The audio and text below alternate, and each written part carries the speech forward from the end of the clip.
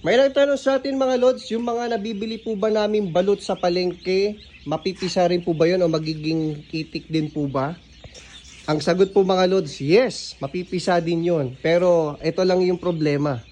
Hindi po lahat ng binili po ninyo mapipisa. Meron ilan na ma-hatch sa mga binili po ninyo mga balot. Sample, yung mga nagbabalot po mga idol, yung mga nalalakihan po ng sisiyo. Yung mga nagbebenta ng balot sa palengke, ewan ko kung na-experience na po nila yan. May mga sisiyo na lumalabas dun sa mga crates nila. Pero di hamak na mas marami yung nabulok o yung mga nahukbo. Kaya kung tatanungin nyo ako, yung nabili po ninyong balot, mayroon pong chance mga lods na mapisa, pero mas marami yung mga chance na hindi po sila lalabas o hindi po ma-hatch. Dahil unang-una, hindi po natin yan napili ng maayos, yung itlog, pangalawa, hindi po nasilaw. Lalo na kung yung binili po ninyo sa palengke ay nagpalaki po doon yung mga nagtitinda lang, parang pinapalaki lang nila yung sisiyo. Hindi po na halo loads yun ng maayos. Merong mapipisa pero iilan lang.